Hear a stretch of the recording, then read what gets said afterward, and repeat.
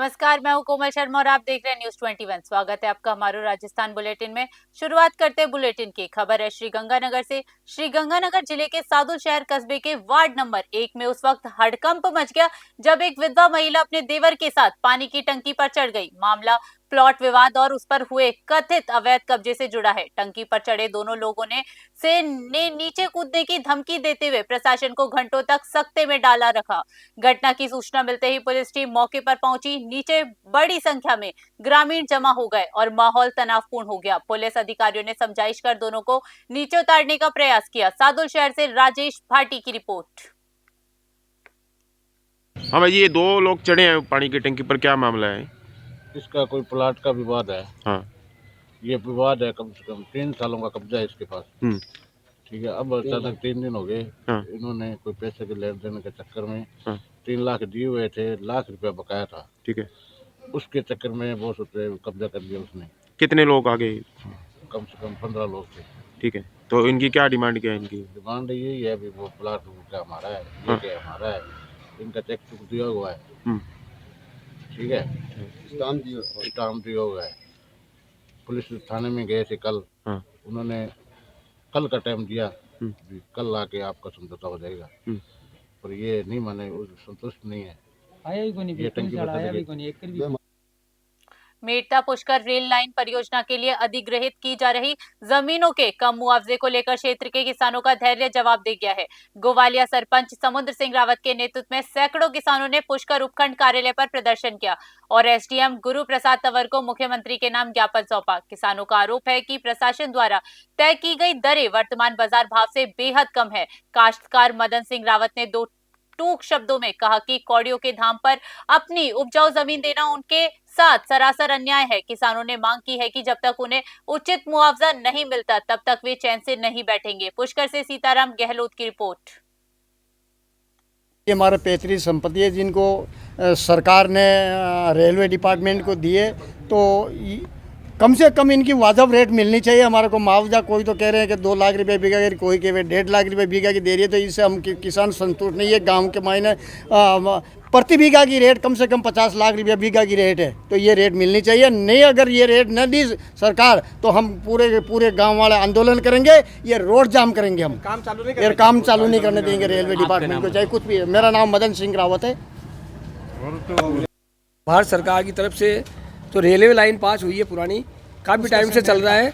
जो पुष्कर से मेड़ता चल रही है, लाइन का सर्वे हो चुका है। सर्वे होकर के काश्तकारों को नोटिस दिया गया है कि भाई कि आपकी ये डीएलसी रेट से जो भी पैसे बनते हैं ये मिलेंगे। तो काश्तकारों को जब हमने तहसील में जाके पता लगाया तो काश्तकारों को पता पड़ा कि ये ज़मीन के रेट बिल्कुल ही नहीं के बराबर मिल रहे हैं। कारण ये है कि काश वहाँ पर रेट कम से कम बाजार भाव की 30 लाख 40 लाख बीघा की रेट चल रही है आज की तारीख में। 50 लाख बीघा की। तो काश्तकार लोगों में ये परेशानी आ रही है, दुखी है कि लोग उसी में तो कमार खा रहे हैं। वही ज़मीन इनके पास है रहने के लिए, वही जाने के लिए, सब कुछ उनके पास, वही इनके साधन है कमार खाने के। तो इसलिए इन लोगों में रोष है, बहुत परेशानी आ रही है काश्तकार। ये लोग यहाँ आकर यहाँ धरना लगाने के लिए, तो कलेक्टर साहब और एसडीओ साहब के लिए ज्ञापन देने के लिए कि रेट कम से कम 40 लाख बीघा बाजार रेट से दी जावे और यह ज़मीन के बदले ज़मीन हमको वहाँ आसपास में दी जावे। इसके लिए लोगों में जमीन जारी है, कितने काश्तकारों की ज़मीन खूब काफ़ी जारी है, लंबी, लगभग ये 3 किलोमीटर लंबी है। अब इसमें 300 फुट चौड़ी, कहीं 200 फुट चौड़ी ले रहे हैं। इसमें जो भी नियम में जो ज़मीन जा रही है सबकी काश्तकारों जा रही है। तो अभी क्या मुआवजा सरकार की तरफ से मुआवजा लगभग 2 लाख 80 हज़ार पर बीघा हिसाब बताया हमने, 2 क्या 3 के बीच में। तो इनका 2.5 गुना जोड़ के दे रहे हैं ये लोग सरकार की तरफ से। और इसमें ये भी बताया जा रहा है कि 12% आपको ब्याज दिया जाएगा 1 साल का, और सरचार्ज और बताया इन्होंने। लेकिन इन्होंने रायसिंह नगर के समीपवर्ती गांव फौजूवाला में माघ शुक्ल दशमी के पावन अवसर पर लोक देवता बाबा रामदेव का विशाल मेला श्रद्धा और उल्लास के साथ भरा गया। मेले में हजारों की संख्या में श्रद्धालुओं ने बाबा के दरबार में मत्था टेककर खुशहाली की मन्नत मांगी। मेले में सुरक्षा व्यवस्था को लेकर प्रशासन इस बार बेहद गंभीर नजर आया। पिछले वर्ष झूला टूटने से हुए हादसे को देखते हुए तहसीलदार हर्षिता मिड्ढा ने सुबह ही मेला स्थल का निरीक्षण किया। सुरक्षा मानकों को ध्यान में रखते हुए तहसीलदार ने मेले में लगे बड़े झूलों को तुरंत बंद करवा दिया और वहां पुलिस जाब्ता तैनात कर दिया। इस निर्णय से झूला संचालकों में मायूसी दिखी, लेकिन श्रद्धालुओं की सुरक्षा को सर्वोपरि रखा गया। थाना प्रभारी महावीर विश्नोई के नेतृत्व में भारी पुलिस बल तैनात रहा। रायसिंह नगर से राजू शर्मा की रिपोर्ट।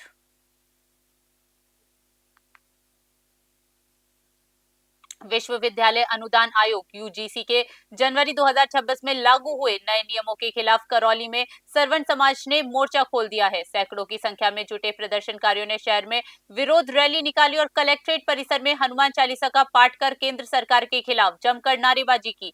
समाज ने चेतावनी दी है कि यदि ये नियम वापस नहीं लिए गए तो 1 फरवरी को भारत बंद के जरिए देश भर में कड़ा विरोध दर्ज कराया जाएगा। विरोध के अनोखे स्वरूप में प्रदर्शनकारियों ने धरना स्थल पर बैठकर हनुमान चालीसा का पाठ किया और सरकार को सद्बुद्धि देने की प्रार्थना की। अंत में राष्ट्रपति के नाम अतिरिक्त जिला मजिस्ट्रेट को ज्ञापन सौंपकर विवादित नियमों को तत्काल प्रभाव से वापस लेने की मांग की गई। करौली से राधा रमन सासवत की रिपोर्ट। क्या है प्रदर्शन का और क्या मांग? सवर्ण समाज के पूर्वाधार में आज 2026 कानून की बयानी है। आज करौली प्रमुख मांग हो रही है सवर्ण समाज के सभी युवा और हमारे बुजुर्गों ने ये वह काला कानून है जिससे सवर्ण समाज के बच्चों का भविष्य खतरे में है और उनको एक दिन ऐसा आएगा तो उनको अपनी आत्महत्या करने पर मजबूर होना पड़ेगा। इसके विरोध स्वरूप सवर्ण समाज की सभी जातियों ने, सभी युवाओं ने, सभी बुजुर्गों ने आज इसका विरोध प्रदर्शन किया। जिला कलेक्टर साहब को बाध्य राष्ट्रपति महोदय के नाम से ज्ञापन प्रस्तुत किया गया है, जिसको यहाँ जिला कलेक्टर महोदय ने यहाँ कर सामने। अगर सरकार ने मांगे नहीं मानी तो आगे क्या रणनीति है? अगर सरकार ने जैसे काले कानून को वापस नहीं लिया और सरल समाज के साथ में इस तरह का धोखा किया, अन्याय किया और कूटनीति पूर्वक इस कानून को वापस नहीं लिया तो इसके अंतिम परिणाम तक प्रदेशव्यापी नहीं राष्ट्रीय स्तर पर इसका आंदोलन करेंगे और अंतिम परिणाम तक इसकी लड़ाई लड़ेंगे और अपने हित की लड़ाई लड़ेंगे। और सरकार चीतलवाना सांचौर क्षेत्र में थमने का नाम नहीं ले रही चोरी की वारदातों ने अब बड़े आंदोलन का रूप ले लिया है। पुलिस की कार्यप्रणाली से नाराज ग्रामीण एसडीएम कार्यालय चीतलवाना के सामने अनिश्चितकालीन धरने पर बैठ गए हैं। मामले की गंभीरता को देखते हुए 3 गांवों के 5 ग्रामीणों ने भूख हड़ताल भी शुरू कर दी है। धरने का नेतृत्व कर रहे राम सिंह चारनीम ने बताया कि हर 10 दिन में क्षेत्र में चोरी की नई वारदात हो रही है, जिससे आमजन में खौफ का माहौल है। आंदोलन के दूसरे दिन एएसपी आवरदान रत्नू ने मौके पर पहुंचकर धरनार्थियों से 10 दिन का समय मांगा, लेकिन ग्रामीणों ने 2 टूक शब्दों में कह दिया कि जब तक चोरियों का पर्दाफाश नहीं होगा वे पीछे नहीं हटेंगे। सांचौर से सवाई सोनी की रिपोर्ट।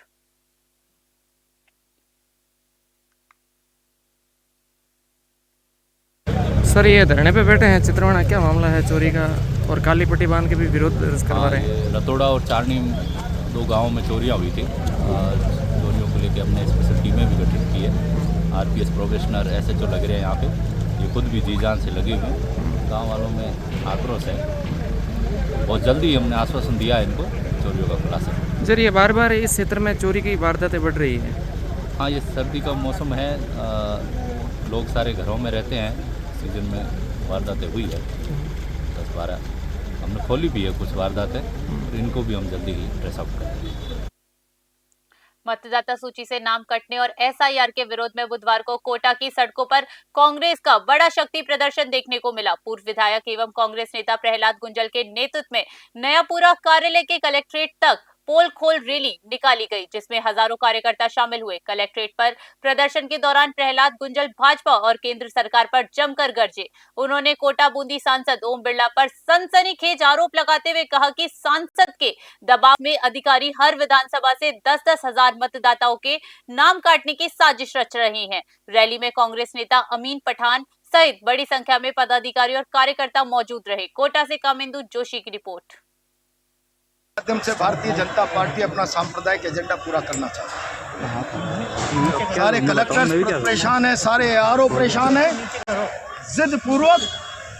क्या आपको पता नहीं है, सारे अखबार रंगे पड़े, नाम काट दो लोगों को। वो कैथून के चेयरमैन मेरे साथ हैं, 2 बार भारत सरकार ने राष्ट्रीय पुरस्कार दिया है, जिनको विदेश यात्राओं पर भेजा है, उनके कोटा देवरिया के काम के लिए उनके नाम को काटने की एप्लीकेशन दे दी। क्या नाम उनका? नसरुद्दीन जी, पालिका के चेयरमैन।